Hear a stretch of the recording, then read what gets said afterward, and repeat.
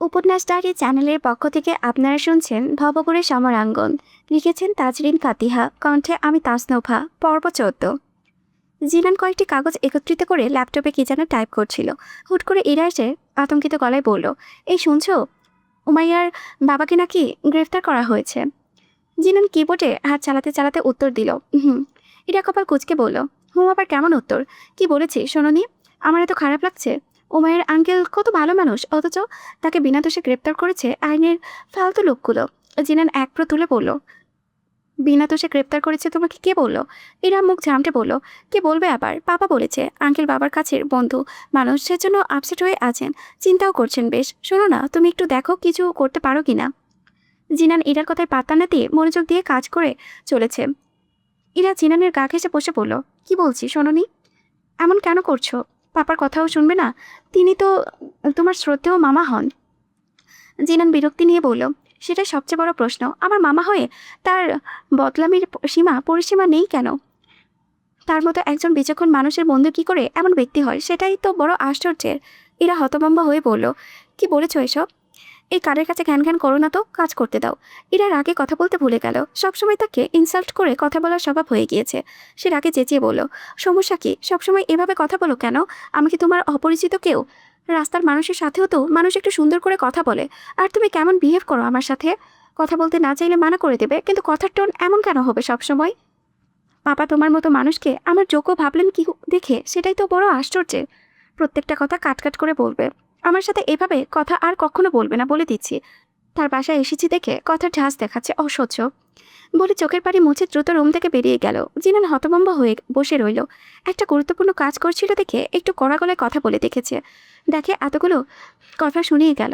তারও রাগ উঠে গেল। মেয়েটার বেশি স্পর্ধা হয়েছে। মেয়েটা থেকে এত বড় হওয়া সত্ত্বেও কিভাবে হুমকি ধমকি দিয়ে কথা বলে গেল। ছোট থেকে চালিয়ে যাচ্ছে, পুরো তার ছিঁড়া মহিলা।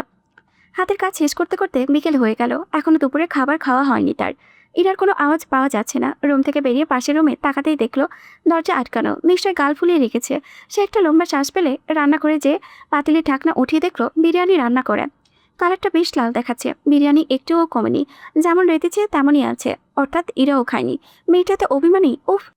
সে প্লেটে বিরিয়ানি বেড়ে ইরার দরজায় অনবরত টোকা দিতে লাগলো। ওপাশ থেকে ইরার কোনো সারা শব্দ পাওয়া গেল না। প্রায় 5 মিনিট ঢাকিয়ে যখন লাভ হলো না, তখন জিনান বলল, 2 সেকেন্ডের মধ্যে দরজা না খুললে দরজা ভেঙে ফেলবো কিন্তু। ইরা সবসময় জেদ দেখাবে না। ইরা তবুও উত্তর দিল না। জিনান বাঁকা হেসে বলল, তোমার বাবাকে তাহলে চলে যেতে বলি। মেয়েকে নিতে এসেছিলেন তিনি। ইরা কয়েক সেকেন্ডের মধ্যেই দরজা খুলে দেখলো জিনান বিরিয়ানি হাতে দাঁড়িয়ে আছে। জিনানের চালাকে বুঝতে পারে সে ঝটপট দরজা আটকাতে নিলে জিনান পা দিয়ে আটকে দিল। ইরা পা দাপিয়ে চিল্লিয়ে বলল, দরজা ছাড়ো। জিনান শয়তানি হাসি দিয়ে শক্তি দিয়ে পুরো দরজাটা খুলে রুমের ভেতরে ঢুকলো। টেবিলে প্লেট রেখে ইরাকে ধরতে নিলে ইরা ফুরুত করে দৌড়ে বেরিয়ে গেল। জিনানও পিছু পিছু ছুটতে ছুটতে বলল, দাঁড়াও, আজকে তোমার খবর আছে। দরজা আটকে মৌনব্রত পালন করা হচ্ছিল। সবসময় জিদ দেখানো, তাই না? আজকে মার দিয়ে তার আমি ছোটাবো। আগে তো মামার মেয়ে দেখে হুটহাট মারতে পারতাম না। এখন বউ হয়েছ, ইচ্ছে মতো পিটিয়ে সোজা করে ফেলবো। কত বড় সাহস! দুপুরে আমাকে যা ইচ্ছে তাই বলে গিয়েছে। ভেবেছে কিচ্ছু বলবো না। আজকে তোমাকে শিক্ষা দিয়েই ছাড়বো। এতটুকু মেয়ে বড়দের সাথে কিভাবে কথা বলতে হয় জানো না? আবার বিরিয়ানিতে রাগ দেখিয়ে ঝাল দেওয়া, তাই না? সব তোমাকে খাওয়াবো। ইরা সোফার ওপাশে আর জিনান এপাশে। ইরা মুখ ভেঙিয়ে বলল, বেশ করেছি, আরও খাওয়াবো। সবসময় আমাকে ধমকাবেন কেন? জিনার চোখ বড় বড় করে বলল, কি বলে? দাঁড়াও, আজকে তোমার খবর আছে। বলে দ্রুত বেগে ছুটে এসে ইরাকে পেছন থেকে চাপড়ে ধরল। ইরা ছটপটিয়ে জিনানের হাত থেকে ছাড়া পেতে চাইল, কিন্তু ছলছল চোখে চেয়ে বলল, আর করবো না, সরি। তুমি বকেছ তাই এমন করেছি, মারবেন না প্লিজ। আমি না তোমার ছোট? বাচ্চাদের গায়ে হাত দিলে পাপ হয়।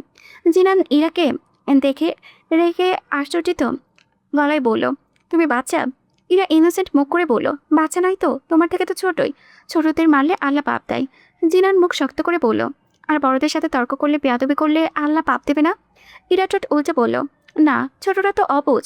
ওরা ভুল করবে না তো আতপুরোরা করবে। কি বললে?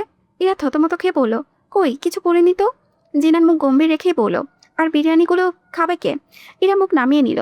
চোখ ফুঁড়ে পানি বেরোলো। জিনান ইরার দিকে চেয়ে বলল, কাঁদছো কেন? তোমাকে মেরেছি? ইরা নাক টেনে বলল, কত কষ্ট করে বিরিয়ানি রেঁধেছিলাম, তোমার জন্য সব নষ্ট হলো। আমি কি করেছি? করেছো তো তুমি। ইরা জিনানের বাহু থেকে নিজেকে ছাড়িয়ে বলল, ওজিলা তো তুমি, আমাকে রাগিয়েছো কেন? জিনান বিরক্তি নিয়ে বলল, ব্যাক্কেল মেয়ে। এরা কাল দুটো বলিয়ে বলল, আমাকে বেয়াক্কাল বলবে না, সব দোষ তোমার। জিনার আর কথা পারালো না। খিদায় পেট চোচো করেছে। গত রাতে পাউরুটি এনেছিল, সেটার সন্ধানে রান্না করে গেল। এরাও নাক টেনে টেনে পিছু পিছু এলো। জিনান পাউরুটির প্যাকেট থেকে রুটি বের করতেই দেখলো প্রত্যেকটা রুটি কামড়ে কামড়ে রেখে দেয়। সে হতভম্ব হয়ে ইরার দিকে চেয়ে বলল, ইঁদুরের বাচ্চা। ইরা ততক্ষণে বহুদূর।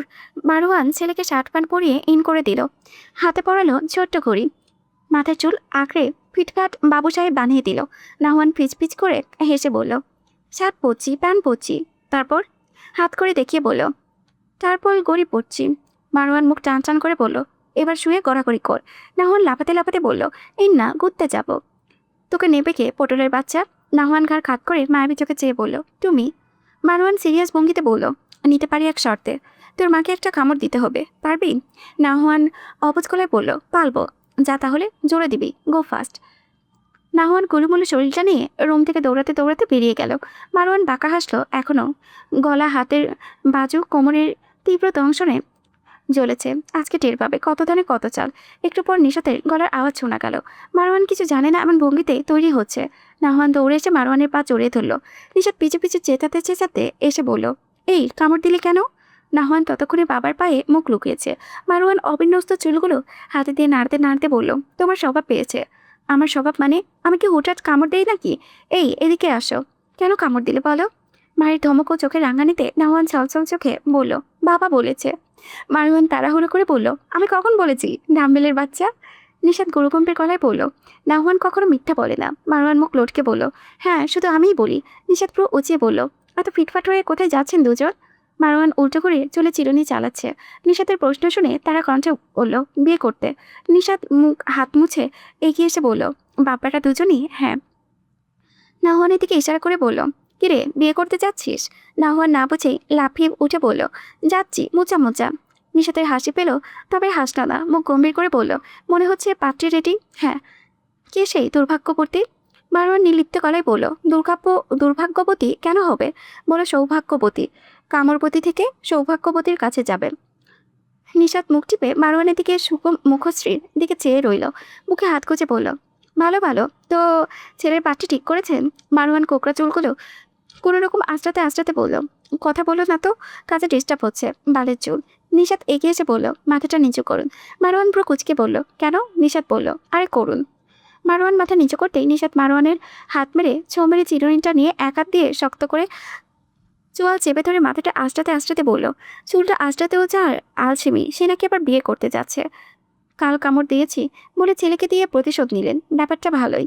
মাথা নুইয়ে রাখায় মারওয়ানের ঘাড় ব্যথা করতে লাগলো। নিশাতের দিকে চেয়ে বলল, যখন শক্ত করে চোয়াল চেপে ধরার স্বাদ মিটিচ্ছে না নাকি? কিন্তু এটা কিন্তু ইনসাফি। তুমি আমাকে রীতিমতো টর্চার করছো লিলিপুট। নিশাত চুলের চট ছাড়াতে ছাড়াতে বলল, কথা বলবেন না, বেশি কথা বললে এরপর হাড় চেপে ধরবো। মারওয়ান মুখ কুচকে রেখে সব সহ্য করলো। নাহওয়ান এখনও তার পায়ে মুখ লুকিয়ে আছে। নিশাত বহু কষ্ট করে কোকড়ানো চুলে জট ছাড়ালো। চিরুনি রেখে বলল, মাথা এমন কাকের পাশের মতো করে রেখেছেন কেন? কতদিন হয় চুল আঁচড়ান না? যে কেউ পাগল ভেবে মারা শুরু করবে। আপনার অফিসের লোকজন কিছু বলে না? এতদিন না হয় কাজকাম ছিল না, তাই ভবঘুরের মতো ঘুরেছেন। এখন তো কাজের দায়িত্ব কাঁধে পড়েছে, তবু এমন ছন্ন ছাড়া কেন ভাব? সপ্তাহে 3 দিন অন্তত চুলে শ্যাম্পু দিয়ে চুলগুলো সিল্কি রাখবেন। এত ময়লা পরিষ্কার হয়ে আর জট বাঁধবে না। দেখবেন মাথাটাও রিফ্রেশ লাগছে। এমন মাসে একবার চিরুনি আর বছরে একবার শ্যাম্পু করলে চুলে তো জট পাকবেই। লুক লাইক পাখির বাসা। মারওয়ান একবার উঁচিয়ে বলল, তুমি আমাকে উপদেশ দিচ্ছ নাকি অপমান করছো? ইদানিং বড্ড বার বেড়েছো দেখছি তোমার। নিশাত বলল, ইদানিং স্বামী মহাশয় কামাই করা শুরু করেছেন, তো তাই বড্ড বার বেড়েছে, বুঝলেন মিস্টার? ভব করে স্বামী কামাই করলো, স্ত্রীর পাওয়ার বাড়ে। আজকে বাপ বেটাকে একা যেতে দেবো না, আমিও যাব। এতদিন আমার টাকা খসিয়েছেন, আজ আপনারটা খসাবো। মারওয়ানের মুখ আরও গম্ভীর করে বলল, তোমাকে কি নেবে কে? নিশাত 2 হাত বুকে কোচে তীক্ষ্ণ চোখে চেয়ে বলল, নেবেন না? কথাটা এত তীব্র ছিল যে মারওয়ান মুখের উপরে না করতে পারল না, আবার সম্মতিও জানালো না। নিশাত এরপর ফিটফাট হওয়া বাপপুত্রকে বসিয়ে রেখে মুখ ধুয়ে বোরখা পরল, মুখে ক্রিম মাখলো আর ঠোঁটে লিপ গ্লস দিল। দ্বিগুল চুলগুলো আঁচড়ালো বেশ সময় নিয়ে, তারপর খোপা করে হেয়ার ক্লিপ আটকালো। মারওয়ান বিরক্তি নিয়ে নিশাতের দিকে চেয়ে আছে। নিশাতের তৈরি হতে সময় লাগছে দেখে সে শুয়ে পড়েছে। পায়ের উপরে পা তুলে নিশাতের কর্মকাণ্ড কপাল কুচকে দেখছে। নিশাতকে এখনও রেডি হতে দেখে বলল, কয় বছর লাগবে রেডি হতে? নিশাত নিকাপ পড়তে পড়তে বলল, এই তো হয়ে গিয়েছে। সেটা তো কোনটা ধরে দেখছি, মেয়ে মানুষের সব কিছুতে ডিস্টার্ব। এক জায়গায় বের হবো আর তাদের রেডি হওয়া শেষ হয় না। এতক্ষণ ঘুরে টুরে চলে আসাও যেত, অথচ এখন পর্যন্ত বেরিয়ে হতে পারলাম না। বিরক্তিকর, সব কিছুতে ডিস্টার্ব। নাহওয়ান বাবার কথায় তাল মিলিয়ে বলল, ওহ ডিস্টার্ব। নিশাত চোখ বড় বড় করে বলল, বাপের সাথে থাকতে থাকতে বাপের নাওটা হচ্ছিস, ডিস্টার্ব আবার কি? কত বড় বিচ্ছু বলে কিনা ডিস্টার্ব।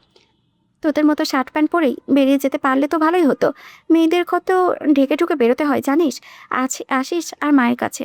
মারওয়ান ছেলেকে কোলের মধ্যে নিয়ে কানে কানে বলল, বল বেশি বেশি আসবো। নাহওয়ান ফিচফিচ করে হেসে বলল, বিচি বিচি আসবো। নিশাত আলমারি থেকে হ্যান্ডব্যাগ বের করতে করতে বলল, আসিস, মায়ের দেবনি।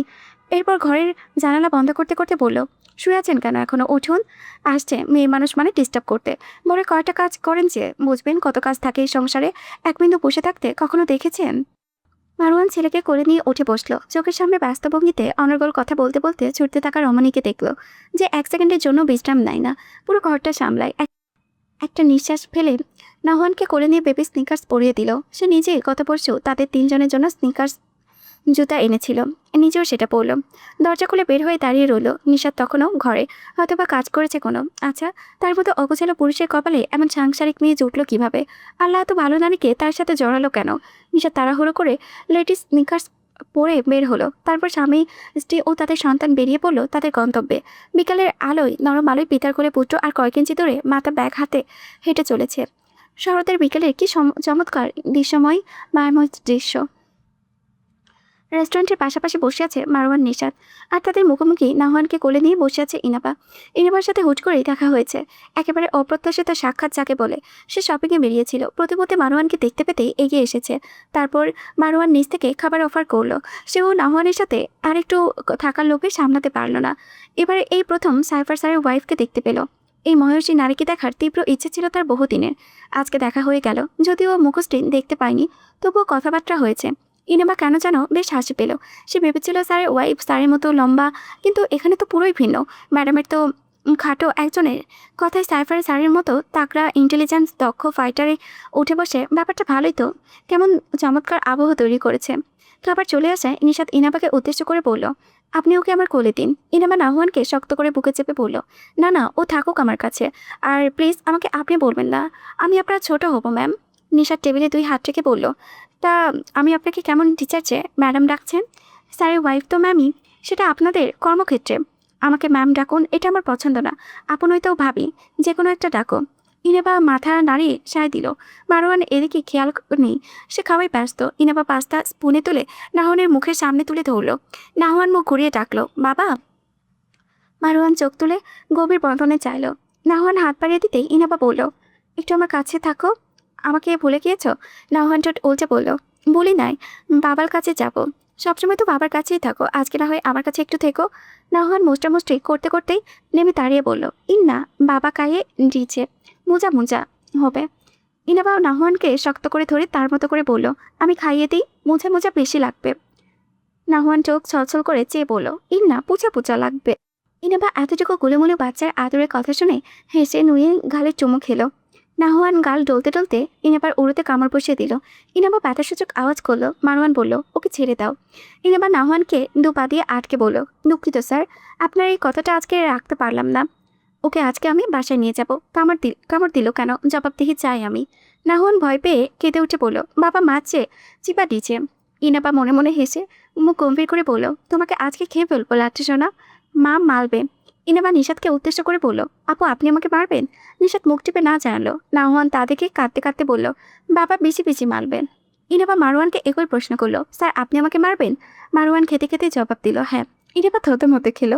এমন উত্তর আশা করেনি সে। ভেবেছিল ফর্মালিটি করেও স্যার তার কথায় তাল দেবে, কিন্তু এদিকে পুরোই উল্টো হলো। মুখের উপরে হ্যাঁ, কথার কোনো রাগ থাকতেই। এই জন্যই এই স্যারের সঙ্গে কথা বলতে গেলে তার হাঁটু কাঁপে। কোনো কথা লাগাম নেই তার। সে মন খারাপ করে নাহওয়ানকে ছেড়ে দিল। নাহওয়ান খুশি মনে বের হয়ে নিশাতের পা জড়িয়ে ধরল।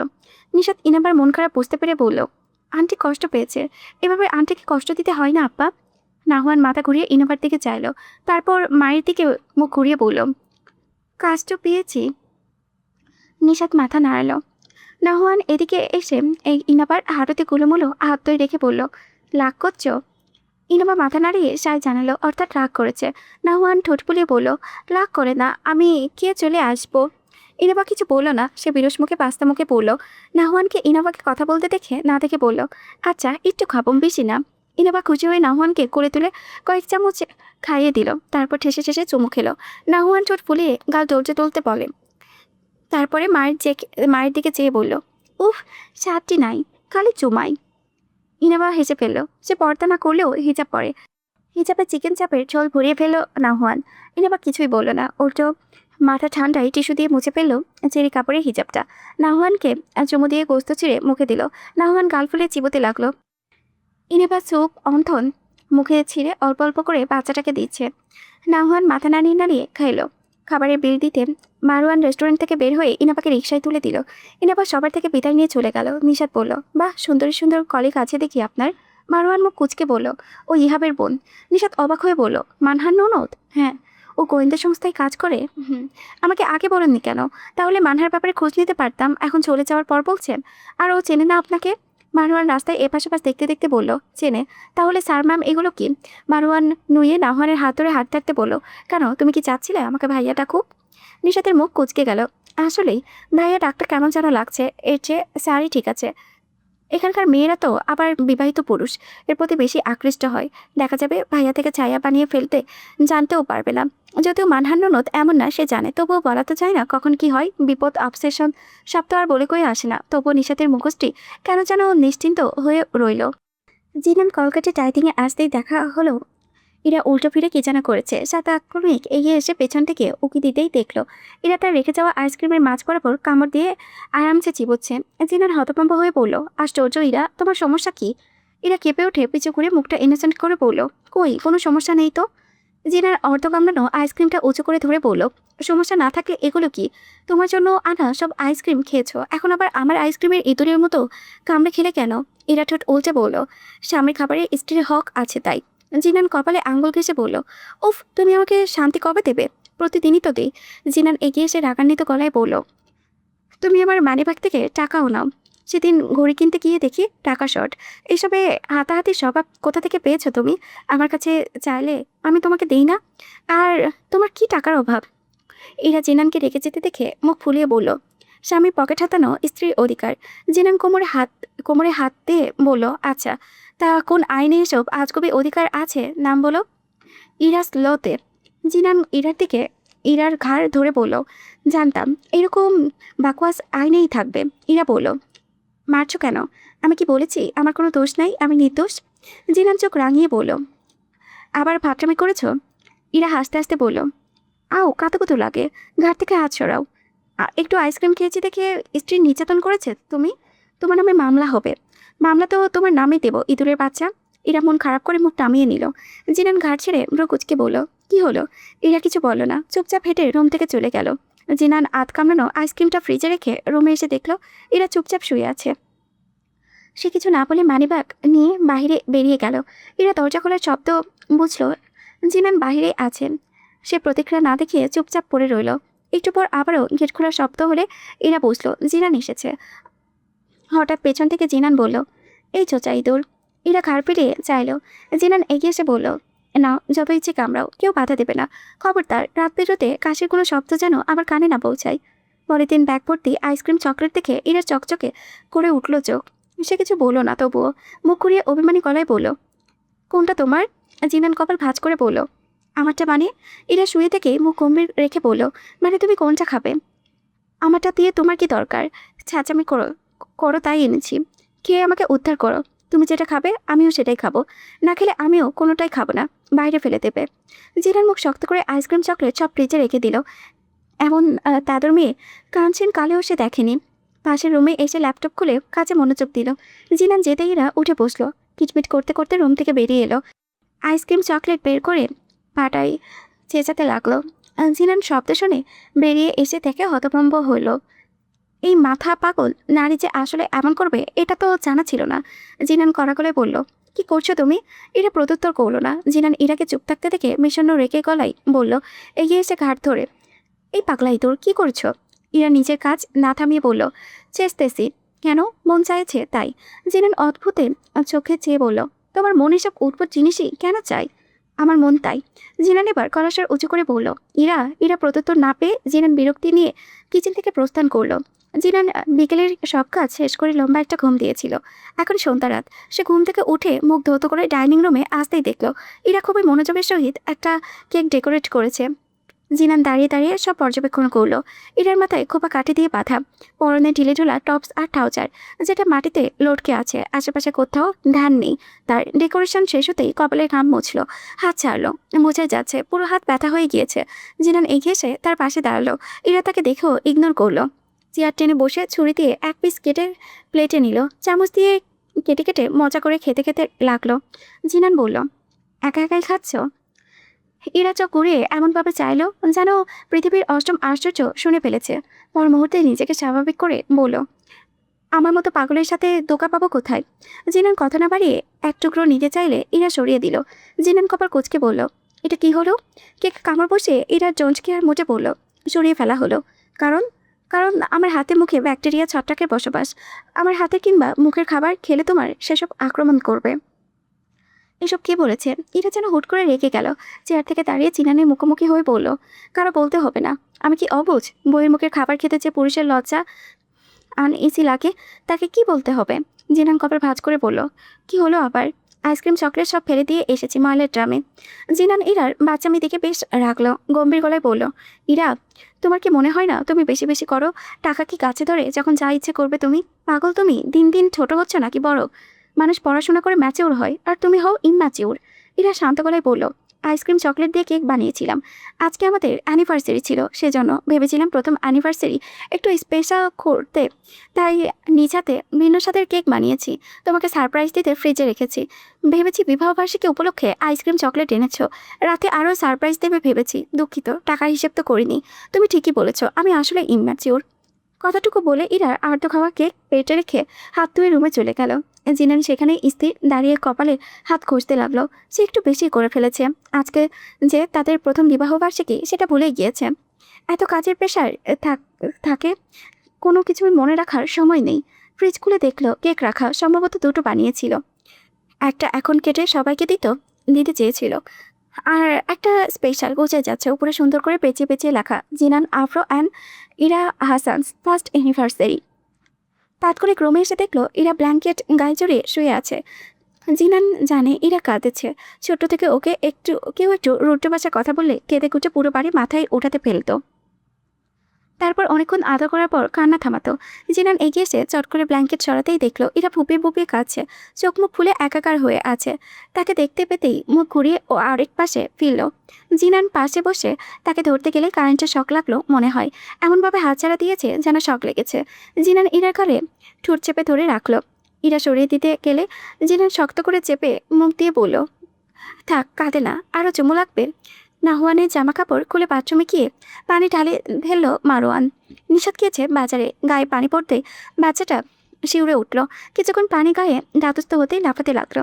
মুখ দিয়ে বুদবুদ বের করে বলল, একটু কুচল কলি। মারোয়ান চোখ রাঙিয়ে বলল, লাফাচ্ছিস কেন পটেলের বাচ্চা?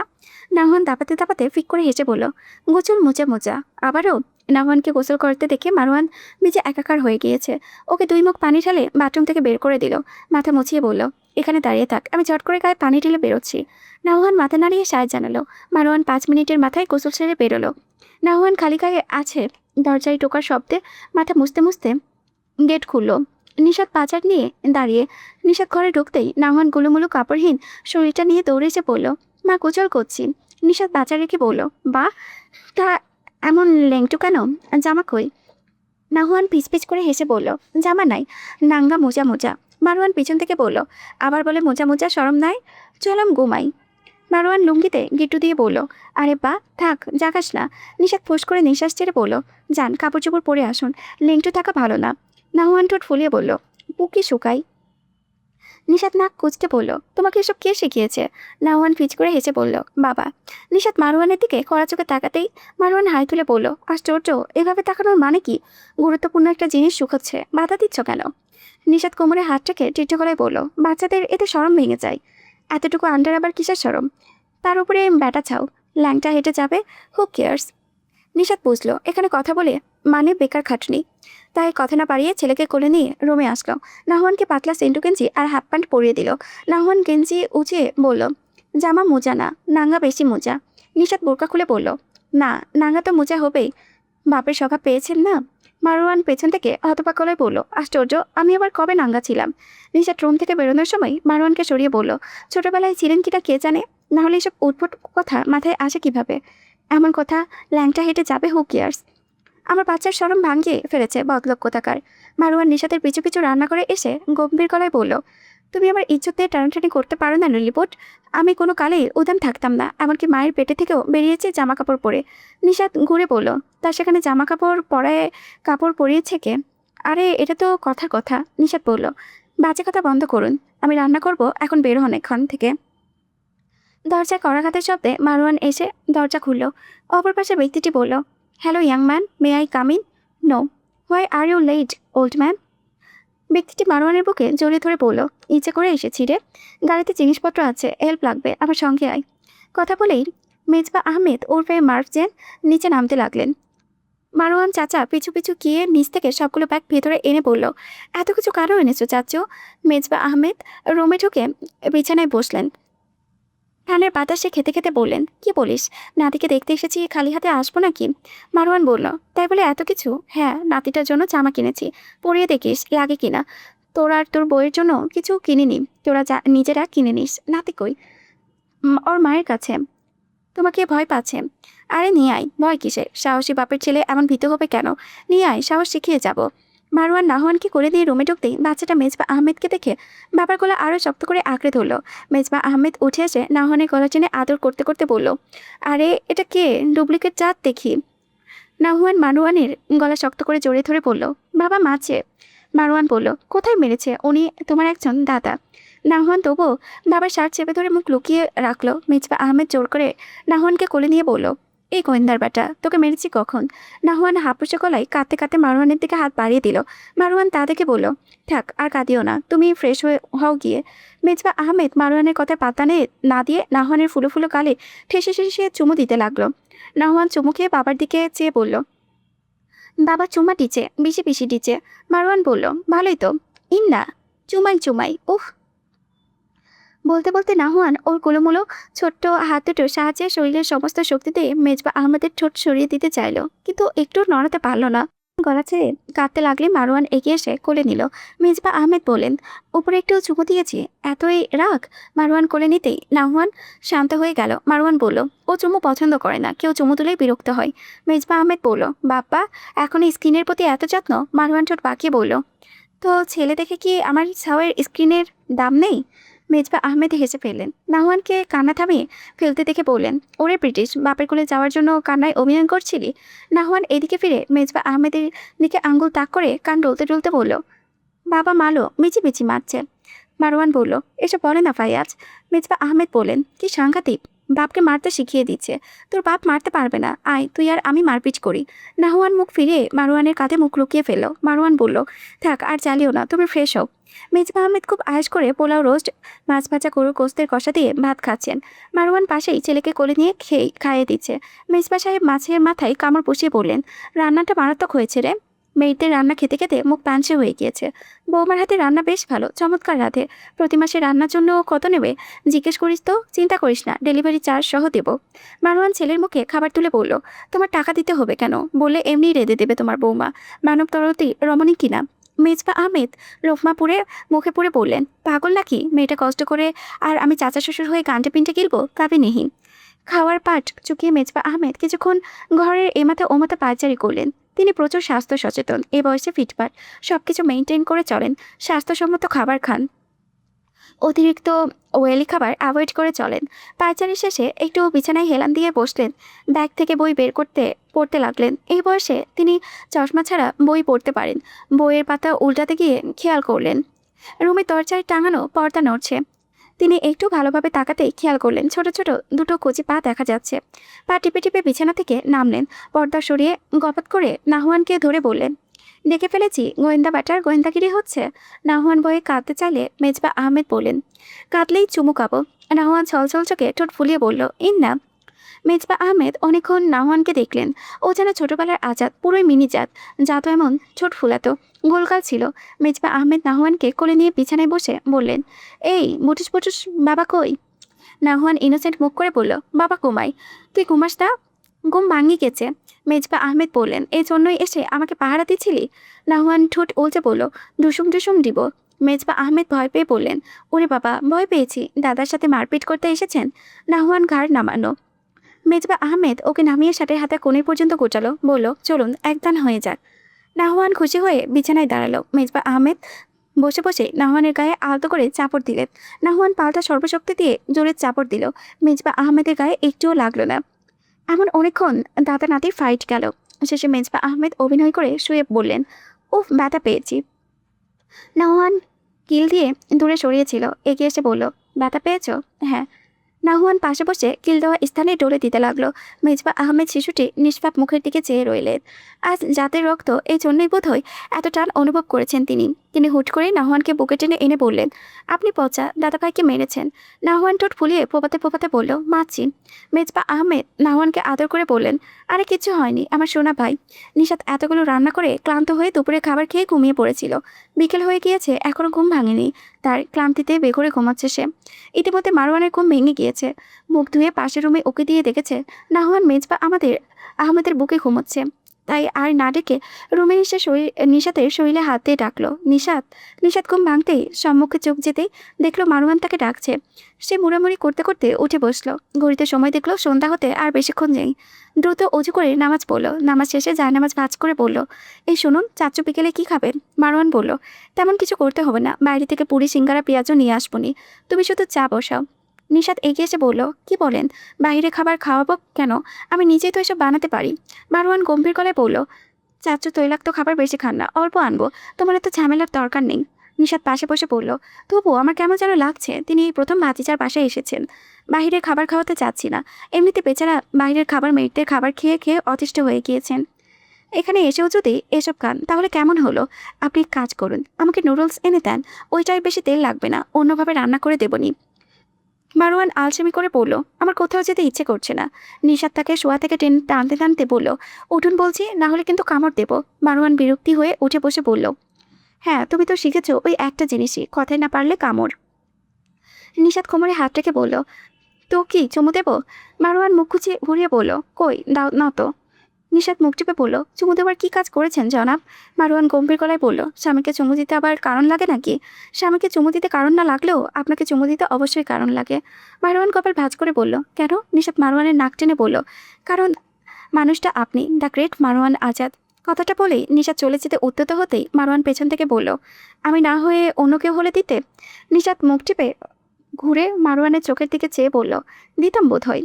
মারওয়ান বিছানা থেকে চট করে দাঁড়িয়ে গম্ভীর গলায় বলল, তুমি পরপুরুষকে এসব নিয়ে টিয়ে দিতে? নিশাত অবাক গলায় বলল, ওমা, তখন তো আর পরপুরুষ থাকতো না। মারওয়ান সিনা টান টান করে বলল, আমি তো তোমাকে স্বামী উল্লেখ করে দেইনি, অন্য কেউ বলেছি। নিশাত ঘাড় ঘুরিয়ে বলল, হ্যাঁ, আমিও তো সেটাই বললাম। দ্রুত নুডলস নিয়ে আসুন যান। বলেই নিশাত রুম থেকে বেরিয়ে গেল। চুলায় চায়ের পানি বসিয়ে দিল। মারওয়ান পিছু পিছু এসে বলল, তোমার লজ্জা টজ্জা গেছে কোথায়? নিশাতের কারণ যেন হাসি পেল। ইনোসেন্ট মুখ করে বলল, কোথাও জানি তো। অবশ্যই গেছে, কী সব বলে গিয়েছে তুমি জানো? তোমার থেকে এসব আশা করিনি, বলেই দরজা খুলে বেরিয়ে গেল। উমের ভাইয়া শুয়েছিলেন। ইদানিং শরীরটা একটু ভালো লাগছে, মনটাও রিফ্রেশ বেশ। ফোন কলের আওয়াজে উঠে বসলেন। স্ক্রিনে ইরু নামটা চলচল করেছে। অনেকদিন পর এই নাম্বার থেকে ফোন কল এলো। প্রায় বছর পেরিয়ে গিয়েছে বোধহয়। তার চোখ ঝাপসা হয়ে এলো। আগে সারাক্ষণ এই নাম্বার থেকে কল আসতো, আর এখন বছর পেরিয়ে যায় তবুও আসে না। তিনি নিজেকে সামলে ফোন রিসিভ করলেন। ওপাশ থেকে জবাব এলো না কোনো। উর্মি ভাইয়া কতক্ষণ নিশ্চুপ থেকে বললেন, হঠাৎ করে এই পাগল মানুষটাকে মনে করার কারণ? ইরা ঠোঁট চেপে বলল, কেউ একজন বোধহয় ভুলে গিয়েছে, তার সাথে আড়ি নিয়েছি আমি। তাহলে কল দেওয়ার কারণ? শুনলাম অসুস্থ, মানবতা খাতিরে তো আর বসে থাকতে পারি না। অমি পুশ করে শ্বাস ফেলে বললেন, ভালো আছিস? এরা অবাকটে বলল, না। অমি ভুইয়া ও তীক্ষ্ণ গলায় বলল, কেন? এরা মন খারাপ করে বলল, আমাকে কেউ ভালোবাসে না, সবাই বকে। অমি ভুইয়া হাসলেন। মেয়েটা তো অভিমানী। তিনি সান্ত্বনা দেওয়ার ছলে বললেন, জামাই বকেছে নাকি? প্রতিদিন বকে, ঘাড় ধরে মারে। সে কি, তোর জামাইকে তো দেখতে হচ্ছে। এক নম্বরে খাইস্টা লোক। জামাইকে নিয়ে আসিস একদিন, বকে দেব। তার ছুটি তো হয় না, খালি কাজ আর কাজ। ইরা হঠাৎ মনে করা ভঙ্গিতে বলল, আচ্ছা শোন, ওমায়ের আঙ্কেলকে পুলিশ ধরে নিয়ে গেছে কেন জানো? উর্মি ভুইয়া কপাল কুঁচকে বলে ফেললেন, কি বললি আবার বল? আরে ওমায়ের বাবাকে পুলিশ ধরে নিয়ে গিয়েছে, শোনোনি? উর্মি ভুইয়া বসা থেকে শুয়ে পড়লেন। তার বুকটা হাঁপড়ের মতো ওঠানামা করেছে। মায়াজানকে পুলিশ ধরে নিয়ে যাবে কেন? ওপাশ থেকে ইরা অনবরত এলো করে যাচ্ছে। উর্মি ভুইয়া ছটফট করছেন। ইমতিয়াজ ভুইয়া রুমে ঢুকে উর্মি ভুইয়াকে এমন কাতরাতে দেখে দ্রুত এগিয়ে এসে তাকে ধরে বললেন, এই উর্মি, কি হয়েছে? উর্মি ভুইয়া ভাঙা গলায় বললেন, ভাইজানকে নাকি পুলিশ ধরে নিয়ে গিয়েছে। ইমতিয়াজ ভুইয়া নিশ্চিন্ত হলেন। এই খবরটা উর্মির এই কন্ডিশনে তারা কেউই দিতে চাইছিল না। তাহলে কিভাবে জেনেছেন? পাশে থেকে দেখে ইরু নামে দেখে যা বুঝে গেলেন তিনি।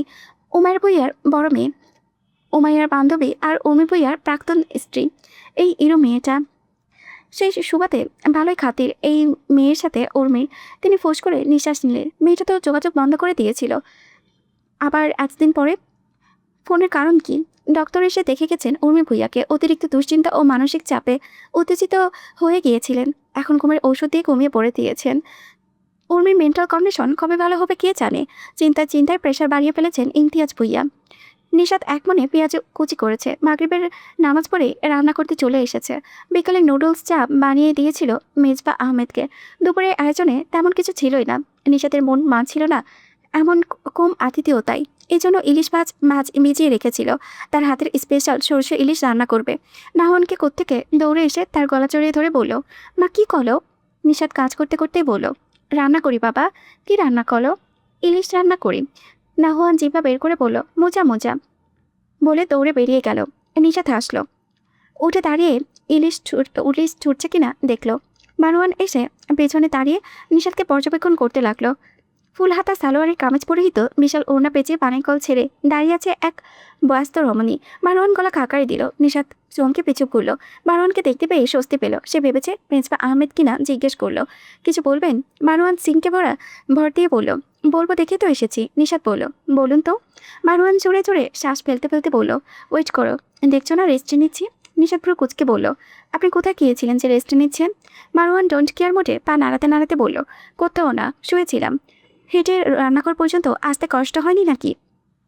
নিশাত হতবাক হলো। এই লোক শুধরাবার নয়। সে আবারও পেঁয়াজ কাটতে ফিরিতে বসলো। মারওয়ান নিশাতকে দেখে নিজেও ফ্লোরে আসন গেড়ে বসে পড়লো। নিশাত বলল, আপনি কি কিছু বলবেন? আর কাজে ডিস্টার্ব করবেন না প্লিজ। আমি কোথায় ডিস্টার্ব করলাম? তুমি কাজ করো, আমি কি বাধা দিচ্ছি নাকি?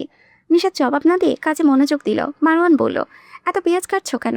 চোখ জ্বলছে, পাকোড়া বানাবে নাকি? নিশাতের হাত থেমে গেল। মারওয়ানের দিকে দৃষ্টি স্থির ফেলে বলল, রান্না করার জন্য লাগবে।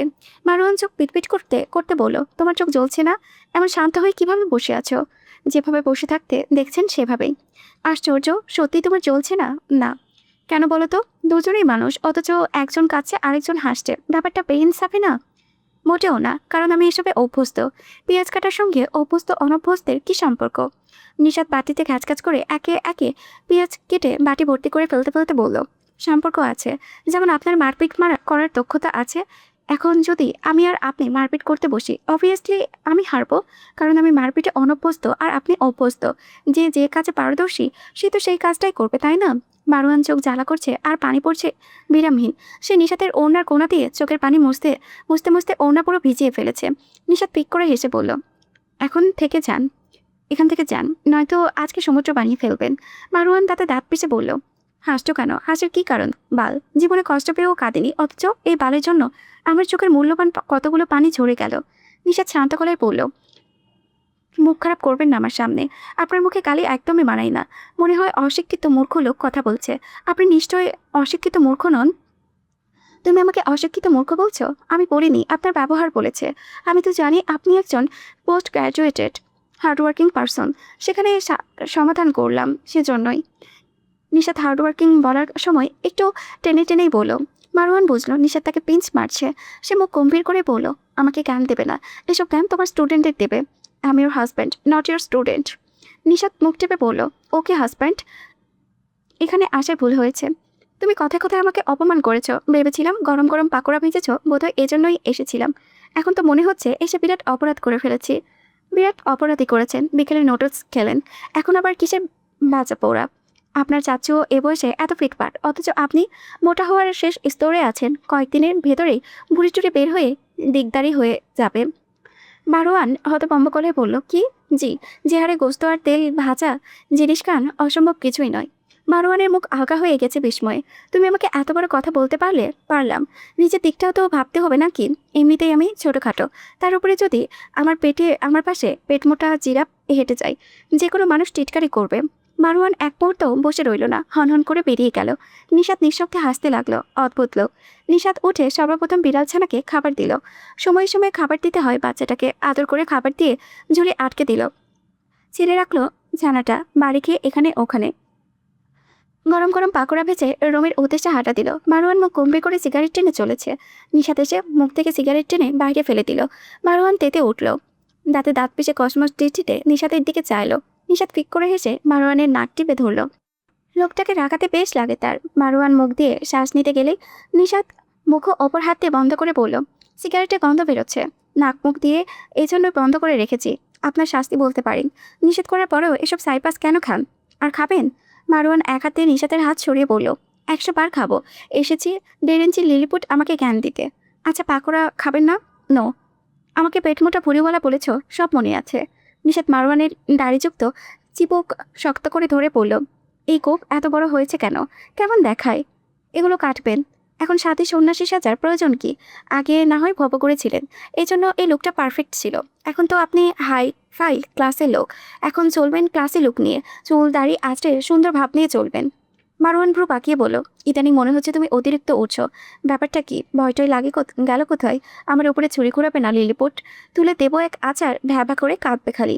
নিশাত কোমরে হাত রেখে বলল, আচ্ছা দিন তো দেখি ভ্যাবা করে কাঁদে কিনা। আমি ছোট বাচ্চা নই মিস্টার, যে ওভাবে ভয় পাবো। যান পাকোড়া খান। আমার রান্না শেষ হয়নি এখনো। আপনার সাথে কথা বলে সময় নষ্ট হচ্ছে। ফলও কেটে রেখেছি, চাচু আর ছেলেকে নিয়ে খান, যান। নিশাত কথাটা বলে চলে যেতে উদ্যত হতেই মারওয়ান খোঁচা মেরে বলল, খালি রান্না আর রান্না, শুয়ে বসে থাকবে তা না, দেখায় সে সারাদিন কাজ করে। নিশাত হেসে বলল, পায়ের উপরে পা তুলে খাওয়ার মতো ভাগ্য নিয়ে জন্মায়নি। জন্মালে সারাদিন শুয়ে বসেই খেতাম। আর রান্না হলো নারীর ভালোবাসা। তাদের হাতে জাদুকরি ছোঁয়ায় শিল্পের মতো পৌঁছিয়েছে, বুঝলেন? মারওয়ান হাই তুলে বলল, উড়ো, বেশি করে উড়ো। উড়ে উড়ে জ্ঞান বিতরণ করো। ঝট করে ডানাটা কেটে রেখে দেব, পট করে উড়ে পড়ে যাবে। নিশা তো কম না, এগিয়ে এসে বলল, আপনিও বেশি বেশি পকর পকর করুন। ইদানিং বেশি কথা বলছেন। খপ করে ঠোঁট দুটো ধরে খ্যাচাং করে কেটে রেখে দেব, তখন কথা বলিয়েন। মারওয়ান চোখ লাল করে কিছু বলতে উদ্যত হতেই নিশাত পাগার পার। আরেকটু থাকলে তার ঘাড় মটকে দিতে লোকটা। বাবাকেও কি চাহনি? মেজবা আহমেদ নাওয়ানকে দেওয়ালের দিকে ফিরে দুহাত দিয়ে মুখ ঢেকে রাখতে দেখে জিজ্ঞেস করলেন, এই বুটুস, ওখানে কি করস? নাওয়ান না ফিরে বলল, একটু লুকাইছি কুচো। মেজবা আহমেদ পুরো কুচকে বলেন, কিন্তু আমি তো আপনাকে দেখতে পাচ্ছি ভাই। না, সব কালো কালো। মেজবা আহমেদ নাহওয়ানের বাচ্চামি বুঝতে পেরে তাতে সায় দিলেন। নাহওয়ানকে দেখতে পায়নি এমন ভাব করে বললেন, একটা গোলকাল ফুলো ফুলো ছোট্টখাট্ট বুটুস কোথায় গিয়েছে? পরনে নীল গেঞ্জি আর সাদা প্যান্ট। কোনো সহৃদয়বান ব্যক্তি যদি দেখে থাকেন তাহলে দ্রুত আমাদের সাথে যোগাযোগ করুন। কথা শেষ হতেই মারওয়ান হাতে ট্রে করে ফলমূল পাকোড়া চা নিয়ে ঢুকলো। মেজবা আহমেদ তাকে দেখতে পেতেই হেসে ফিসফিস করে বললেন, তোর ব্যাটা লুকিয়েছে দেখ। মারওয়ান নাহওয়ানের দিকে ফিরে সরু চোখে করে বলল, এই কি করিস? নাহওয়ান পূর্বের অবস্থা থেকেই বলল, বেঁচে কথা না, কুচো কুচো। মারওয়ান কপাল কুচকে বলল, 1 নম্বরের বাক্য। অলওয়েজ পশ্চাৎ দেখিয়ে বলে খুঁজো। তখন আন্ডাটাকে চটকে ভর্তা করে ফেলতে মন চাই। মেজবা আহমেদ জোরে হেসে ফেললেন। মারওয়ান ট্রে রেখে বিছানায় আঁশ করে বসলো। মেজবা আহমেদ বললেন, আবার নাস্তা কেন? বিকেলে খেলাম না। তোমার বৌমা বানিয়েছে, খাও। 2-1 দিন খেলে মোটা হয়ে যাবে না। আরে এখন খেলে সারাদিন এসবে খেতে ইচ্ছে করবে। মাশাআল্লাহ, বৌমার হাতের রান্নার লাজবাব হয়েছে, এত প্রশংসা করতে হবে না। তিনি জানলে কালই তোমার পাশে শেফের কাজ নেবে, নো ডাউট। মারওয়ান নাহওয়ানকে ডেকে বলল, এই এদিকে আইন, পাকোড়া খা, জলদি আয়। নাহওয়ান ঠোঁট উল্টে বাবার দিকে চাইল, অর্থাৎ তা খোঁজা হয়নি। মারওয়ান ছেলের চোখের পাশা বুঝতে পেরে বলল, ওকে লুকা। নাহওয়ান ফিসফিস করে হেসে চোখে হাত রেখে দাঁড়িয়ে রইল। মারওয়ান গরম গরম পাকোড়া একটু মুখে ছিঁড়ে নিয়ে বলল, টুকি। নাহওয়ান দৌড়ে এসে বাবার গলা চড়িয়ে বলল, টুকি টুকি। মেজবা আহমেদ সব দেখে বললেন, ভালোই তো আছিস স্ত্রী সন্তান নিয়ে। মারওয়ান পা দোলাতে দোলাতে বলল, হ্যাঁ, এবার তুমিও বিবাহ করে ফেলো তো। ভালো থাকো। কতকাল আর সিঙ্গেল থাকবে? বয়স তো কম হলো না। কি বলিস এসব? বিয়ের বয়স আছে না কি আর? বিয়ের বয়স না থাকার কি আছে? পুরুষেরা যে কোনো বয়সে বিবাহ করতে পারে। বিবাহ করাও একটা আর্ট। তোর ফিলোসফি মার্কা কথাবার্তা বাদ দিবেই, তুই না বিয়ে বিরতি ছিলি, হঠাৎ করে আমাকে বিয়ের জন্য ফুসলাচ্ছিস কেন? বিয়ে বাড়িতে ছিলাম, কিন্তু তোমরা সবাই আমাকে কোরবানি করে দিয়েছ বিয়ে দিয়ে। বিয়ে যে কত আরাম করেই দেখো, হাড়ে হাড়ে টের পাবে। মেজবা আহমেদ পাকোড়া খেতে খেতে আজ করে বলে বসলেন, আরামই তো, বসে বসে গান্ডে পিন্টে গিলছিস, একটা গোল গোল বটুস পেয়েছিস, বিয়ে না করলে এসব পেতি? নওয়ান আঙ্গুর মুখে দিয়ে চিবোচ্ছে। বড়দের কথার আগামাতা বোঝার ঘিলও এখনো তার হয়নি, তাই সে মনোযোগ দিয়ে ফল খাচ্ছে। পাকোড়া গরম, ওঠে হাত দেওয়া যাবে না, ঠান্ডা হলে বাবা এমনিতেই খাইয়ে দেবে। মারওয়ান চাচার সাথে আর তর্কই গেল না, সে পাকোড়া একটু ছিঁড়ে ঠান্ডা করে ছেলের মুখে দিল। নাহওয়ান মাথা নাড়িয়ে নাড়িয়ে বলল, মোজা মোজা। মেজবা আহমেদ বললেন, এই তুই মজার কি বুঝিস? মোজা অর্থ কি বলতো? নাহওয়ান মাথা চুলকে বলল, মোজা মোজা। মেজবা আহমেদ নাহওয়ানকে কোলে নিয়ে ঠেসে ঠেসে চুমুকে হো হো করে হেসে দিলেন। ইহাব ফ্রেশ হয়ে বিছানায় বসলো। মানহা এক গ্লাস পানি এনে ইহাবকে দিল। ইহাব এক নিমিষে শেষ করে বলল, কি অবস্থা, দিনকাল কেমন যায়? আলহামদুলিল্লাহ। আপনি ভেজা তোয়ালে আবারও বিছানায় রেখেছেন? আরে খেয়াল ছিল না, লাফিয়ে উঠো না আবার, রিল্যাক্স। মানহা কোমরে হাত রেখে বলল, আপনার সাথে সবসময় লাফিয়ে লাফিয়ে কথা বলতে হলেই তাহলে বুঝুন আপনি কেমন লোক। ইহাব টেনে টেনে মানহাকে কোলে বসিয়ে বলল, কেমন লোক আবার? অবশ্যই রোমান্টিক লোক। মানহা কপাল কুঁচকে বলল, শুরু হয়ে গেছে। কি? এই যে আপনার উল্টাপাল্টা পাগল পান। ইহাব সুর দিয়ে বলল, হে রমণী বুঝিবে, আমি হিনা ভুগিবে, ভুগে ভুগে তুমি আমারই খোঁজ করিবে। সহে না যত না, তুমি কেন বোঝো না? মুখ ফুলিয়ে চোখ টেরিয়ে আর তাকিও না। আপনি কি কবিতার ছন্দে কথা বলতে বেশি পছন্দ করেন? তোমার সাথে কথা বলতে গেলে অটোমেটিক কবিতা বেরিয়ে আসে, বুঝলে? রাগিতমা। রাগিতমা কি? সকলের প্রিয়তমা আর আমার রাগিতমা, কারণ আমারটা শুধু রাগ করে। মানহা অনেকক্ষণ হেসে বলল, আচ্ছা আর রাগ করবো না, এবার থেকে শুধু হাসবো। তাহলে কি রাগিতমা বাদ দিয়ে হাসি তোমা রাখবেন? মানহার হাসি বন্ধ হচ্ছে না।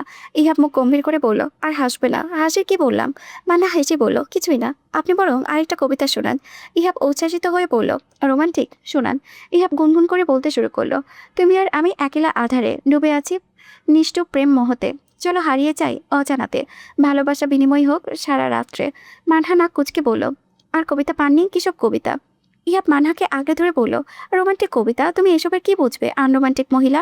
মানহা ইহাবের কোল থেকে দাঁড়িয়ে বলল, আপনি খেতে আসুন, আপনার কবিতা শেষ শোনার প্রয়োজন নেই। কি বিদঘুটে কবিতা! বলেই চলে গেল মানহা। ইহাব হতাশ হলো, তার কপালে এমন নিরাশ মিশ বউ জুটল, হলো আফসোস। রাতে ঘুমানোর সময় ইহাব মানহাকে ডেকে বলল, ধরো, ডাক্তার দিয়েছে, সকালে উঠে টেস্ট করে জানাবে।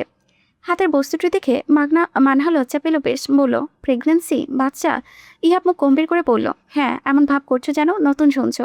মানহার তবুও লজ্জা কমল না, মিনমিনে গলায় বলল, বাবু আসবে? সেটা তো পরীক্ষা করে বলবে। বাবু এত তাড়াতাড়ি? ইহাব পোকার মতো বলল, হ্যাঁ। মানহা দ্রুত কাটা মুড়ি দিয়ে বলল, বিয়ের তো 1 বছরও হয়নি, এর মধ্যে বাবু? সবাই কি ভাববে? ইহাব কিটটা টেবিলে রেখে ফোঁস করে একটা নিঃশ্বাস নিয়ে মনে মনে বলল, জীবনে তুমি কেমন খেলনা খেলেছ? এই কোন কিসিমের নারী আমাকে দিয়েছ? মুখে বলল, আমার বয়সী তোমার ভাই, নাদুস নুদুস একটা বাচ্চার বাপ, আর আমি জীবন যুদ্ধে কতটা পিছিয়ে আছি জানো? আমার তো উচিত ছিল বিয়ের পর দিনই বাচ্চা নেওয়া। শুধুমাত্র তোমার প্যানিক অ্যাটাকের কারণে কয়েক মাস পিছিয়ে পড়েছি, নয়তো দেখিয়ে দিতাম এই ইহাব পুইয়া কোনো অংশে তোমার ভাইয়ের কম থাকে না। বাবা হওয়ার অনুভূতি আসলে কেমন? কেউ কি কখনো পিতা হওয়ার অনুভূতি পরিমাপ করেছে? করলে পৃথিবীর সবচেয়ে চমৎকার ও সুন্দর অনুভূতিটা কি হতো? আচ্ছা, পিতামাতা হওয়ার অনুভূতি পরিমাপের কোনো যন্ত্রের উদ্ভাবন হয়নি? একটা স্কেল কি আবিষ্কার করা যায় না? আবিষ্কার করা গেলে ছেলে মেয়ে বড় হয়ে গেলে দেখানো যেত, দেখো তোমরা হওয়ার খুশিতে আমাদের কি পরিমাণ আনন্দ অনুভূত হয়েছে। আচ্ছা, বাবাটা না হয় থাক, কিন্তু মায়ের ক্ষেত্রে সন্তান জন্মদানে কতটুকু কষ্ট সহ্য করতে হয় সেটা পরিমাপের স্কেল অবশ্যই আবিষ্কার করা হয়েছে। সন্তান যেন পরবর্তীতে কিছুতেই মাতার অবাধ্য হতে না পারে, এই জন্যই এটা আবিষ্কার করা অত্যন্ত জরুরি। আজকের দিনটা প্রচণ্ড সুন্দর, আমি বাবা হচ্ছি, এর থেকে আনন্দের আর কিছুই নেই এই পৃথিবীতে, হতে পারে না। ইমতিয়াজ ভুইয়া, 11 অক্টোবর 1990, 26শে আশ্বিন 1397 বঙ্গাব্দ, রোজ বৃহস্পতিবার। ইহা ডায়েরিটা বন্ধ করে ফেললো। বাবার এই ডায়েরিটা বললে মুখে অটোমেটিক হাসি চলে আসে। একজন মানুষ কি পরিমাণ স্ত্রী সন্তানের প্রতি দায়িত্ব কর্তব্যবান ছিল তা এই ডায়েরি পড়লেই ইহা ভালোভাবে উপলব্ধি করেছে। সে নিজেও ইদানিং ডায়েরি লেখা শুরু করেছে, বাবাকে অল্প নকল করার চেষ্টা। আসলে ডায়েরি হলো মনের ভাব প্রকাশের সুন্দর মাধ্যম। কাউকে তলিয়ে কথা শোনাতে বাধ্য হয় না। আবল তাবল যা ইচ্ছে মনের মাধুরী মিশিয়ে লেখা যায়। এমনিতেই মন চাইলেও ডায়েরি খুলে বসা যায়। ইহাব তার ব্যক্তিগত ডায়েরিটা খুলল, কি লিখতে ভাবতে লাগলো। আনন্দ প্রকাশের ভাষা কেমন হওয়া আসলে উচিত। সে অনেক পৃষ্ঠা লিখলো আর ছিল, কোনোটাই মন মতো হচ্ছে না। শেষমেশ একটাতে মন আটকালো ক্ষুদ্রাংশ। প্রদত্তকালে ঘুম থেকে উঠে অধিকতর বিশেষ একটা সারপ্রাইজ পেয়েছি, আমি নাকি বাবা হব। ইস, অনুভূতিটা অদ্ভুত। প্রথমবার বাবা হব, এই জন্য বোধ হয় বাবা শব্দটা প্রচণ্ড ভারী। আমার এখনই নার্ভাস লাগছে, হাত পায়ের তালু ঘেমে উঠেছে, আমি প্রচণ্ড ঘামছি। শীঘ্রই আমাদের ঘর আরও করে ছোট ছোট হাত পায়ের অধিকারীরই আগমন ঘটবে, আমাকে বাবা ডাকবে। আবার পানিকাটাকে আটাকে মা। এই মেয়েটাও মা হয়ে যাচ্ছে। অদ্ভুত। জগৎ সংসার কি দ্রুত গতিতে চলছে নাকি? আমি তাল মেলাতে পারছি না। এই তো কয়েকদিন আগে না মেয়েটাকে চলে অজ্ঞান হয়ে যেত, এত দ্রুত মা হয়ে গেল। যাক, সেসব কথা। আমি বাবা হচ্ছি, এটাই মূল কথা। বাচ্চা মেয়ে হবে নাকি ছেলে ডাজেন্ট ম্যাটার। ও সুস্থভাবে পৃথিবীতে আলো দেখে এতটুকুই চাওয়া। দ্রুত আসো, তোমাকে ছোঁয়ার তীব্র আকাঙ্ক্ষায় বাবা অপেক্ষারত। বাবা ঠিকই বলেছিল, বাচ্চা হবে বলে এই অনুভূতি পরিমাপের একটা যন্ত্র আবিষ্কার হলে মন্দ হয় না। ব্যাপারটা বেশ ইন্টারেস্টিং ও সুন্দর মতো। ইহা ভুইয়া, 27 নভেম্বর 2022, 8 অগ্রহায়ণ 1429 বঙ্গাব্দ, রোজ বুধবার। ইহাব ডায়েরি আগের স্থানে রেখে দিল। মানহা সকাল থেকে ইহাবের সামনে পড়ছে না, পালায় পালায় করছে, লজ্জা পাচ্ছে, বোঝাই যাচ্ছে। ইহাব বাবার ডায়েরিটা হাতে পিতা মাতার রুমের উদ্দেশ্যে হাঁটা দিল। ইমতিয়াজ ভুইয়া সম্ভবত পেপার পড়ছিলেন। ইহাব ঢুকতে পারমিশন দিলেন। ইহা ভেতরে ঢুকে দেখল ইমতিয়াজ ভুইয়া গভীর মনোযোগে শহীদ সংবাদপত্র পড়ছেন। উর্মি ভুইয়া এখন মোটামুটি সুস্থ বলা চলে। মানহার সঙ্গে খিটমিট করেন না, চুপচাপ থাকেন। উর্মি ভুইয়া তাকে দেখে বললেন, বসো, কিছু বলবে? ইহাব মায়ের পাশে বসে বলল, কেমন আছো আম্মু? আলহামদুলিল্লাহ। তোমাকে আজকে অন্যরকম লাগছে, ব্যাপারটা কি বলো তো? বলবো বাবা। ইমতিয়াজ ভুইয়া পেপার থেকে চোখ উঁচিয়ে ইহাবের দিকে চাইলেন। ইহাব হাতের বায়োডাটাটা উঁচিয়ে ধরে বলল, এটা কি চেনো? ইমতিয়াজ ভুইয়া অনেক অনাকাঙ্ক্ষিত কিছু দেখতে পেয়েছেন এমন ভঙ্গিতে মাথা নেড়ে বললেন, আরে এই ডায়েরিটা তুমি কোথায় পেয়েছিলে? পেয়েছি কোনো একটা ভাবে, ধরো তোমার মূল্যবান জিনিস। ইমতিয়াজ ভুইয়া ডায়েরিটা হাতে নিয়ে পৃষ্ঠা উল্টে পাল্টে সব কিছু ভালোভাবে দেখলেন। এই ডায়েরি সে হারিয়ে ফেলেছিল, এত কষ্ট পেয়েছিল, আবার পাওয়ার খুশিতে আনন্দ লাগছে তার। উর্মি ভুইয়া বাপ ছেলের পানে চেয়ে বললেন। ইয়াব মাকে জড়িয়ে ধরে বলল, মম। মম নয়, আম্মু বলো। ওকে আম্মু, শোনো, তুমি দাদি হতে চলেছ। উর্মি ভুইয়ার অবাক হয়ে বললেন, সত্যি? ইমতিয়াজ ভুইয়া লাফিয়ে উঠে বললেন, কোথায় আমার নাতি? উর্মি ভুইয়া কটমট দৃষ্টিতে চাইলেন। ইমতিয়াজ ভুইয়া বললেন, দুঃখিত, congratulation my sons, wishing will be a awesome that. Thank you বাবা। উর্মি ভুইয়া কিছুই বললেন না, চুপচাপ শুয়ে রইলেন। ইহাব দীর্ঘশ্বাস পেলে মায়ের কপালে চুমু দিয়ে চলে গেল। ইমতিয়াজ ভুইয়া বললেন, উর্মি, আমার এত আনন্দ লাগছে কেন বলতে পারো? জবাব পেল না কোনো। মিজবা আহমেদ ও মারওয়ান উভয়ে চেয়ারম্যান বাড়িতে এসেছে। ইমতিয়াজ ভুইয়া তাদের দেখে খুশি হলেন। হাত ভর্তি কয়েক পদের মিষ্টি, দই, ফলমূল, সবার জন্য জামা কাপড়, অনেক কিছু নিয়ে এসেছেন তারা। মারওয়ান যদিও আসতে রাজি ছিল না, তবে মেজবা আহমেদের জোরাজোরিতে না করতে পারেননি। মানহা ফোন দিয়ে একটা জরুরি সংবাদ দেবে, এই জন্য না চাইতেও এই চেয়ারম্যান বাড়িতে বহু বছর পর পা রাখল সে। ইমতিয়াজ ভুইয়াকে দেখে সালাম দিয়ে সরে গেলেন। অতীতের কিছু ঘা এখনো মোছা যায় না। পুরো গ্রামের মানুষের সামনে একদিন এই লোক অপদস্থ করেছিল। যদিও অনেক ভুল বোঝাবুঝির অবসান ঘটেছে, তবে এসব দুঃস্বপ্ন কখনো ভুলবার নয়। হ্যাঁ, এসব তার কাছে দুঃস্বপ্নই বটে। মানহা অনেকদিন পর ছোট চাচা ও বড় ভাইকে দেখে দৌড়ে আসলো, জড়িয়ে ধরল চাচাকে। মেজবা আহমেদ নাতিজির মাথায় হাত বুলিয়ে দিয়ে বললেন, আমার মেয়েটা বড় হয়ে গিয়েছে দেখি। মানহা বলল, তুমিও তো বুড়ো হয়ে গেছো। মেজবা আহমেদ হেসে বললেন। মানহা বড় ভাইকে দেখে কেঁদে ফেলল, জড়িয়ে ধরে অনেকক্ষণ কাঁদলো। বোনের শ্বশুর বাড়িতে প্রথম ভাইরা এলে বোধ হয় বোনরা অনেক আনন্দিত হয়। মানহা খুশিতে পারে না চিৎকার করে। এই মাসে সে শুধু খুশির খবরই পাচ্ছে। এত বড় আনন্দের চিৎকার করতে করতে ইচ্ছে করছে। মহান রবের নিকট অজস্র শুকরিয়া ইতিমধ্যেই কাপন করে ফেলেছে। ইহা বাসায় নেই, মিষ্টি আনতে গিয়েছে। পুরো গ্রামে মিষ্টি বিতরণ করে তারপর বাসায় আসবে। চেয়ারম্যান বাড়ির নাতি আগমনে মিষ্টি বিলিয়ে ক্ষান্ত না কেউ বিরিয়ানিও খাওয়ানো হবে। মানহা কিচেনে চলে গেল। আজকে নিজের হাতে রান্না করবে সে। চাচা ও বড় ভাইকে নিজের হাতে রান্না করে খাওয়াবে সে। এখন হালকা নাস্তার ব্যবস্থা করবে। চায়ের পানি বসিয়ে দিল। Frozen chicken fry, roll, sausages, nuggets বের করলো। সার্ভেন্ট হাতে হাতে এগিয়ে দিচ্ছে সব কিছু তৈরি করে সার্ভিং ট্রলিতে সাজিয়ে নিল। সার্ভিং ট্রলি নিয়ে গেল সে। মানহা কয়েক পদে মিষ্টি প্লেটে হলরুমে এলো। ইমতিয়াজ ভুইয়া খাবার এগিয়ে দিতে নির্দেশ দিচ্ছেন। তিনি চায়ের কাপে মেজবা আহমেদের হাত তুলে দিতে দিতে বললেন, আপনারা নিশ্চয়ই নাতি হওয়ার খবর শুনে এসেছেন। মেজবা আহমেদ অবাক হতবাক গলায় বললেন, নাতি কার? সে কি ইহাব? মানহা কেউ বলেনি আপনাদের? বুঝেছি, শরম পাচ্ছে বোধহয়। বাবা মা হচ্ছে তারা। মানহা বেশ লজ্জা পেল। মেজবা আহমেদ খুশিতে চিল্লিয়ে উঠলেন। ইমতিয়াজ ভুইয়া এবং মেজবা আহমেদ উভয়ে খেতে খেতে গল্পে মশগুল হয়ে গেল। মারওয়ান প্রতীক্ষা জানালো না। সে বিস্কুট চায় ডুবিয়ে মনোযোগ দিয়ে খাচ্ছে। আশেপাশে কোনো কিছুতে আপাতত তার আগ্রহ নেই। ইহাব রুমের বাহিরে থেকে জোরে জোরে গেয়ে উঠল, খুদাকে লিয়ে হাম্পে ডোরা না ডালো। हमें जिंदगी में रहना ना तो हुस्ने वाले। মানহা মেজবা আহমেদের উড়ুতে শুয়ে গল্প শুরু করেছে। পাশে মারওয়ান বসা। মেজবা আহমেদ ভাতিজির মাথায় হাত বুলিয়ে দিচ্ছেন।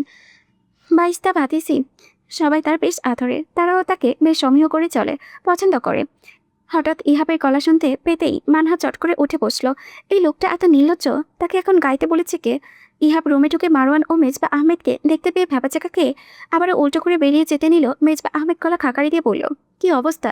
ইহাব থতমতো খেয়ে বলল, এই তো আলহামদুলিল্লাহ, আপনার কি অবস্থা? মেজবা আহমেদ উদাসীন ভঙ্গিতেই বলল, ভালোই। এই বয়সে ভাইস্তেই প্রেম দেখছি, ভালো না থেকে উপায় আছে? মানহা লজ্জা পেয়ে পাগার পার। ইহাব নিচেও খানিকটা লজ্জা পাচ্ছে। অবিবাহিত চাচার সামনে ইজ্জতের ফালুদা। মারওয়ান চোখ কুচকে বলল, লজ্জা পাচ্ছিস কেন? তুই কি মেয়ে? লজ্জা কি শুধু মেয়েরাই পায়? আমি তো তাই জানি। এক হাত লম্বা গলা নিয়ে রোমান্টিক গান গাইতে পারবা, আর মানুষ শুনলেই লজ্জায় হুটোপুটো খাবা, এর লজিক কি? আমার বইয়ের জন্য আমি গিয়েছি, এখন লজ্জা পাবো নাকি? হাত হাত পা ছড়িয়ে কাঁদবো, এটা একান্তই আমার বিষয়। বলি, শরীরে কুরকুরানি কমবে কবে? আমারও বিয়ে হয়েছে, এমন বেহায়া তো হয়নি। অবজেকশন ইয়র টক। তোর আর আমার মধ্যে আকাশ পাতাল তফাৎ। আমি রোমান্টিক আর তুই প্র্যাগ্রোম্যাটিক। আমি চাইলে তোর জন্য গাইতে পারবো, তুই পারবি? হ্যাট। ইহাব মারওয়ানকে পেছন থেকে শক্ত করে জড়িয়ে ধরল। মারওয়ান নেট্য চোখল বড় বড় করে বলল, কি? ইহাব মারওয়ানের কাঁধে ভর দিয়ে তার কোকড়া চুল এলোবেলো করতে করতে বলল, কালি কালি জুলফন মে ফামতে না ডালো। হ্যাঁ, রিল্যাক্স। তুই বানা সর। তোর এসব কচপাকাপচি ঢঙ্গের আলাপ অন্য জায়গায় কর। তোর কাছে এসব কাপচি ঢঙ্গের আলাপই মনে হবে। তুই তো তুম মেরি মোহব্বত কি জবান মেহি সমঝোগে। জায়গা বরাবর লাত্তি খেয়ে মোহব্বতকে জোবান বের হয়ে যাবে। আশ্চর্য, আমি প্রেমের ভাষায় কথা বলছি, তুই রাগারাগি করছিস কেন? কারণ তোর এইসব ইনিক পিরিককে আমার অ্যালার্জি। সাংঘাতিক গা চুলকায়, এখনও চুলকাচ্ছে। সর। জ্ঞানটাকালে মুখে মধু দেয়নি না। আমার হাতে অতীতে যাওয়ার ক্ষমতা থাকলে তোর মুখে একটু মধু ছুঁয়ে আসতাম। এতে যদি মুখটা ঠিক হতো। সবসময় মানুষটাকে হাঙ্গর মাছের মতো বানিয়ে রাখতে তোর কষ্ট হয় না? মারওয়ান চোখ রাঙিয়ে চাইল। মেজবা আহমেদ এতক্ষণ চুপ করেছিলেন, এবার বললেন, বাদ দাও জাত, হবু বাবাকে আমরা না বকি। ইহাব মাথা চুলকে বলল, আপনাদের কে বলল? মানহাম কেউ বলেনি। আজকে এখানে আসার পরিকল্পনা ছিল। ভাতিস্তির বিয়ে দিয়েছি, কখনো তো আসা হয়নি, তাই ভেবেছি একটু ঘুরে যাই। এখানে এসে তো একেবারে সারপ্রাইজড হয়ে গিয়েছি। হোয়াট আ কনসিডেন্স, ভাবতেই পারছো। আসলে কনসিডেন্সই বটেই। না হলে আজকে বাবা হওয়ার সংবাদ পেলাম, আজকে আপনাদের আগমন, ব্যাপারটা কিন্তু ইন্টারেস্টিং। তা হবে, কিন্তু বাবা হবে জানালে না কেন? সরি চাচু, আজকে সারাদিন ব্যস্ত ছিলাম। আমার আজকে সকালে জেনেছি, ফ্রি হয়েই জানাতাম সবাইকে। দুপুরে খাবার খেয়ে মারওয়ান ঢাকায় রওনা হয়েছে। মাহবুব আলম এসেছিলেন চেয়ারম্যান বাড়ি, তার সঙ্গে আলাপ করে রওনা হয়েছে মারওয়ান। মেজবা আহমেদ আজকে ভাইজির বাড়িতে থাকবেন, আগামীকাল নিজে বাড়িতে যাবেন। মারওয়ানের বাসায় পৌঁছাতে রাত 10টা বাজল। নিশাত নাহওয়ান বাসায় একা নয়তো আজকে রাতটা থেকেই আসতো। সবাই অনেক চোরাচুরি করেছে। ঘরে ঢুকে ফ্রেশ হয়ে বিছানায় শুলো। নিশাত শরবত বানিয়ে এনেছে। এর মধ্যেই নাওহান বাবার কোলে উঠে বসেছে। শরবত খেয়ে নাওহানকে কিছুক্ষণ আদর করলো মারওয়ান। বাবা কোথায় গেছিলে? তোর পুপাকে দেখতে। দেখেছ? ভালো আছে? নাওহান ফিসফিস করে হেসে বলল, আমি ভালো আছি। মারওয়ান ক্লান্ত গলায় বলল, তোকে জিজ্ঞেস করেছে কে? কেউ করেনি, আমি বলেছি ভালো। নাওহান হাত নাড়িয়ে অনেক বুঝিয়ে বলল, বিল্লুচানা এতটুকু কুয়াচ্ছে। মারওয়ান চোখ বুঝে বলল, তুইও তো করিস। তুই করলে দোষ নেই, ও করলেই নালিশ। নাওহান বাবার মুখ লুকিয়ে বলল বুকে, না চলম চলো, উদাম হয়ে ঘুরতে পারিস। এখন শরম করে যাই, ঘুমাই। বাহ, খুব ভালো। বাবার সঙ্গে অনেক কথা বলে নাওহান ঘুমের দেশে পাড়ি দিল। নিশা তার কেশরাচি বহুদিন পর আঁচড়াতে বসলো। প্রতিদিন আঁচড়াতে ইচ্ছে হয় না, যেদিন আঁচড়াই হাত ব্যথা হয়ে যায়। একদম দীঘল কেশরাশি আঁচড়াচ্ছে সে। মারওয়ান বিছানায় শুয়ে শুয়ে নিশাদকে দেখছে। মাথায় হুট করে ইহাবের গাওয়া সুরগুলো ঘুরপাক খেতে লাগলো।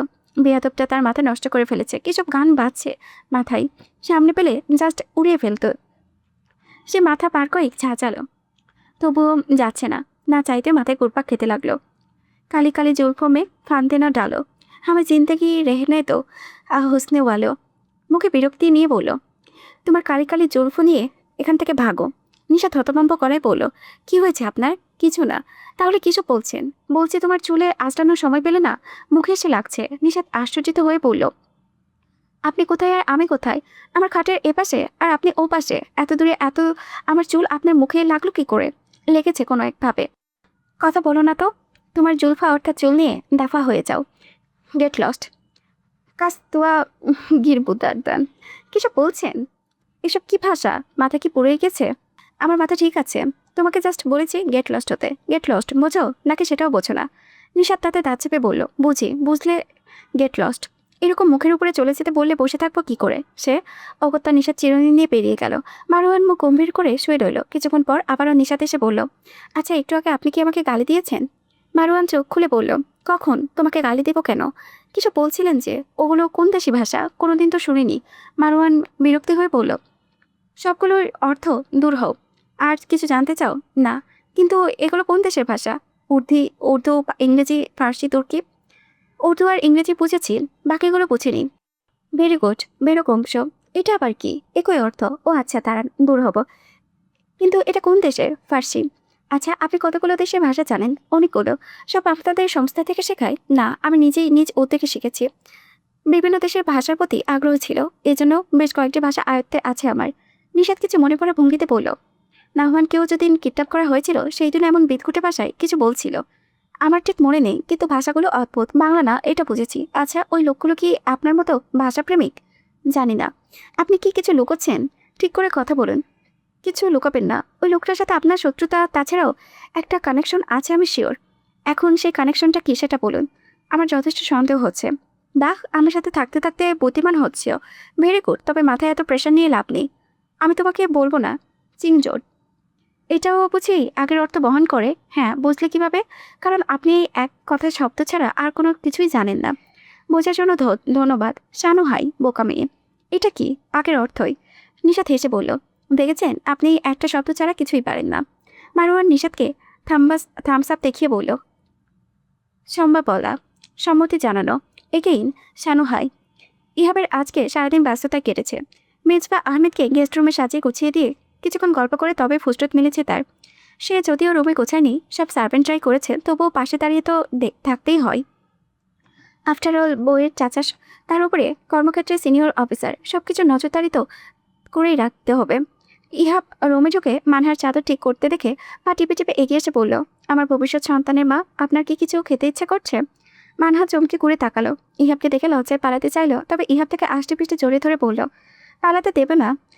কবু তোমার হে রজনীগন্ধা, একসাথে সহস্র বছর বাঁচতে হবে যে অলকানন্দা। পালাই পালাই করে আর ছাড় পাবে না কো তুমি। সুবাস চড়িয়ে খেয়াল করে কোথায় লুকাচ্ছ তুমি? এসেছ বুবলি আমাদের ভালোবাসার ফুলকলি। তোমার গর্ভফুল হোক এই কলির পুষ্পথলি। মাতৃনয়নী কতখানি করেছ আমায় ধন্য। তোমার কারণে আজ আমি পরিপূর্ণ। কি দিয়ে করিব তোমার ঋণের শোধ? আসছে বছর তোমার ভালোবাসা বৃদ্ধি হোক। মানার কি যে হলো, কবিতাটি শুনে নিজেকে আর ধরে রাখতে পারল না। নিঃশব্দে মানুষটাকে আঁকড়ে পুপিয়ে কেঁদে উঠল। এত মায়া মেশানো কবিতা এই লোকটা না থাকলে কে শোনাতো তাকে? এই মায়া করা কবিতা শোনার জন্য হলেও তাকে 1000 বছর বাঁচতে হবে। এই শুদ্ধ পুরুষটির বুকে মাথা পেতে রাখতে হবে।